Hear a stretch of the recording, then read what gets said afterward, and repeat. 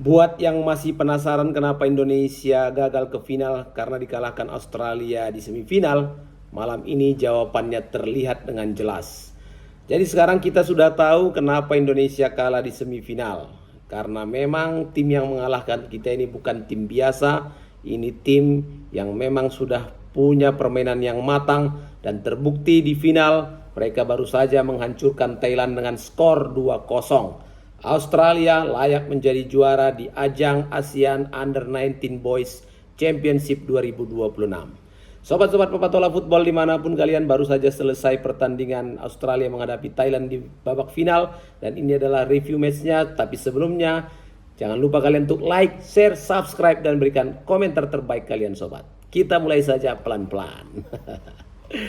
Jadi kemarin kan kita masih kecewa nih, aduh kok bisa Indonesia kalah, habis itu golnya juga gol berbau-bau offside ya, golnya terjadi di menit-menit akhir, Indonesia ada peluang, banyak peluang tapi nggak bisa cetak gol.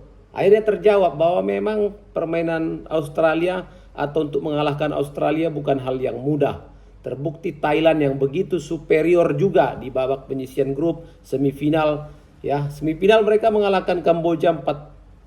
Kita tadi juara 3 hanya dengan gol 1-0 saja. Dan malah di babak final akhirnya Thailand tunduk dan kalah 2 gol dari Australia. Kita mulai ya sobat ya. Cara bermain Australia ini sebenarnya sangat simpel, pragmatis, efektif tapi mematikan, apalagi saat Thailand lengah. Dan ini memang duel tim besar ya untuk Asia Tenggara, karena mereka datang dengan status sama-sama 5 kali juara di turnamen ini. Artinya pemenang laga ini memang menjadi negara tersukses dalam sejarah turnamen. Dan pada akhirnya catatan sejarah membuktikan Australia unggul. Kemenangan 2-0 tadi tidak bicara soal kualitas individu tapi juga kemenangan dalam pendekatan taktikal. Dan terbukti Young Socceroos, walaupun namanya Young Socceroos, tapi bermain lebih dewasa, lebih disiplin, dan jauh lebih efektif dalam memanfaatkan momen-momen krusial pertandingan. Kita tadi menyimak jalannya pertandingan ya, sejak awal langsung berjalan dengan tempo tinggi, langsung menyerang, walaupun tetap dalam konteks hati-hati, tapi mereka tahu benar bahwa ini adalah babak final, tidak ada perlu lagi yang disimpan-simpan. Biarkan mengalir, biarkan juga penonton terhibur dan kita sama-sama menampilkan sepak bola yang positif. Dan itu mereka lakukan tadi dan kita puas ya untuk menyaksikan pertandingan antara Thailand menghadapi Australia. Thailand di awal-awal babak pertandingan memang mencoba menguasai bola lebih lama ya, membangun serangan melalui kombinasi umpan pendek dari lini tengah. Sementara Australia itu dia langsung mengandalkan transisi cepat dan juga duel fisik. Karena memang di situ keunggulannya dan juga memanfaatkan bola-bola mati. Dalam 20 menit pertama kalau kita perhatikan tadi Australia terlihat lebih nyaman tanpa bola. Dia biarkan saja itu Thailand itu untuk bermain ya, dan dia cukup melakukan penjagaan area dan tidak memaksakan melakukan bola-bola atas. Yang penting dia tutup ruang passingnya Thailand dan itu sudah membuat mereka tampil nyaman. Walaupun memang Thailand di babak pertama beberapa kali masuk ke area help space-nya Australia, tapi pada saat ingin masuk di final third atau daerah pertahanan terakhir Australia, Thailand sangat-sangat kesulitan. Dan Thailand mengimbangi cara bermain dan Australia dalam mengimbangi cara bermain Thailand, dia memberikan ancaman melalui crossing, second ball dan juga situasi set piece. Dan momentum pertama datang di menit ke-25 pada saat Peter Antonio mendapatkan peluang dari jarak dekat walaupun gagal menjadi gol, tapi ini sudah menjadi sinyal harusnya bagi Thailand bahwa Australia sudah menemukan celah di area pertahanan Thailand. Secara taktikal kalau Papatola lihat tadi bahwa cara bermain Australia itu sebetulnya pragmatis yang terencana ya. Jadi kalau dalam satu kata efektif. Tidak ada dia untuk berusaha tampil indah, enggak. Tidak berusaha untuk mendominasi penguasaan bola juga enggak. Fokusnya hanya 3 poin.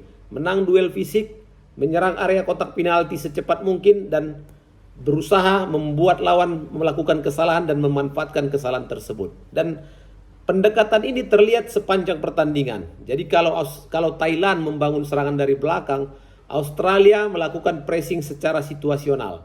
Nggak perlu menekan terus-menerus, tapi memilih timing ya, waktu yang tepat untuk menyerang siapapun pemain Thailand yang membawa bola. Jadi ketika ada pemain Thailand membawa bola langsung direbut, Australia langsung mengalirkannya ke area sayap. Atau mungkin sesekali mengirim umpan ke depan untuk mengejar ruang kosong yang ditinggalkan oleh bek Thailand. Dan ini membuat Thailand cukup kesulitan untuk menjaga stabilitas keseimbangan pertahanannya. Dan kita bisa menyaksikan di gol pertama Australia ya di menit 41. Ini menjadi titik balik pertandingan. Mendapatkan tendangan sudut, Lawrence Wong tidak mengirim bola secara sembarangan, tapi dia arahkan jauh ke tiang 2 yang sudah dirancang karena di sana sudah ada 2 pemain, ada Alexander Gabrovski yang melakukan pergerakan yang sangat cerdas untuk lepas dari penjagaan bek Thailand. Sundulan keras, boom, gol pertama. Jadi bola matinya Australia ini terorganisir dengan baik ya. Dan skor ini bertahan hingga akhir babak pertama. Di babak kedua, Thailand tentu ingin mengejar ketertinggalannya dan langsung memberikan tekanan. Di sini Australia bertahan dengan sangat-sangat cerdas, pakai akal, pakai otak mereka bertahannya ya. Walaupun intensitas serangan Thailand meningkat, tapi pemain Australia Tipanet ini yang menjadi motor pemain Thailand Tipanet ini yang menjadi motor serangan Thailand. Ini memang beberapa kali secara individu Tipanet mampu untuk merepotkan pertahanan Australia. Tapi pada menit 50 dan 54 Thailand mulai menemukan ritme serangan mereka. Tapi Thailand punya masalah di finishing ya, nggak klinis finishing akhirnya. Walaupun mereka sudah bisa masuk nih ke final third ya, atau daerah pertahanan terakhirnya Australia, tapi selalu gagal. Australia menunjukkan kedewasaan mereka dalam bertahan. Blok pertahanannya rapat, jarak antar lininya terjaga, dan juga bek tengah Australia tidak mudah terpancing dari posisinya. Dia tahu bahwa dia kalau meninggalkan ruangannya atau daerah teritorialnya, habis dia dimakan sama pemain-pemain Thailand.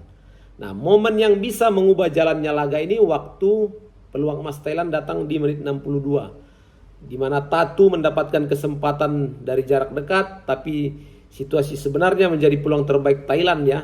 Tapi penyelesaiannya melambung di atas mistar. Beberapa menit juga Thailand juga punya peluang. Nah, masterclass manajemen dari Australia ini yang Papat Tola acungi jempol. Jadi sewaktu memasuki menit 15 terakhir, di situ mereka menunjukkan pengalaman selama ini ya. Mereka tidak lagi terlalu agresif menyerang, tapi sebaliknya mereka fokus mengatur dan mengontrol ritme pertandingan. Jadi blok pertahanannya diturunkan sedikit lebih dalam, lini tengahnya menutup ruang, dan Thailand dipaksa untuk terus memutar bola tanpa menemukan jalur penetrasi. Jadi game manajemennya dipegang oleh Australia. Dan gol kedua itulah hukuman atas kesalahan Thailand ketika mereka menyerang habis-habisan untuk mencari gol penyama kedudukan, tapi menit 90 plus bencana terjadi. Kesalahan dalam penguasaan bola dan ada tekanan dari barisan depan Australia. Ini membuat gol dan menaklukkan kiper kiper Thailand ya. Jadi gol ini bukan lagi sekedar gol penutup, tapi ini gol yang menjadi simbol dari seluruh pertandingan malam ini. Australia lebih tenang, lebih disiplin, dan lebih klinis. Dan satu kesalahan saja dari Thailand akibatnya sangat fatal ya. Dan pemain-pemain kunci tadi memang luar biasa mereka dalam bermain. Alexander Garbowski menjadi pencetak gol pembuka dan menjadi pengubah arah pertandingan.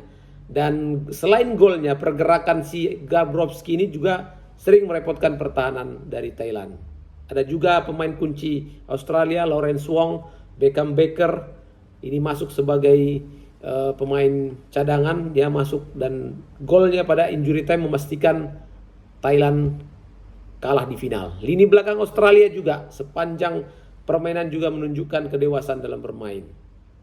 Kalau Thailand kekalahannya ada 3 faktor kalau Papa Tola lihat ya. Tidak klinis dalam menyelesaikan peluang-peluangnya. Kalau membangun proses peluangnya mereka bagus. Terus kalah dalam bola-bola mati dan kehilangan ketenangan di menit akhir. Mungkin sudah panik ya karena ingin mengejar ketertinggalan, jadi mau tidak mau harus menyerang total, tapi memang disitulah celah yang ditunggu oleh Australia. Jadi secara kesimpulan, wajar, pantas, layak, dan kita acungi hormat jempol untuk Australia. Mereka pantas untuk menjadi juara di turnamen ini. Dan Indonesia tidak perlu kecewa karena kalah di semifinal, karena Thailand saja kalah 2-0. Ya. Yang penting kita perbaiki apa yang selama ini yang kurang, yang lemah dalam sisi skema taktik, kan permainan tim, permainan individu, itu yang akan diperbaiki sebelum nanti melangkah untuk kualifikasi Asia U20.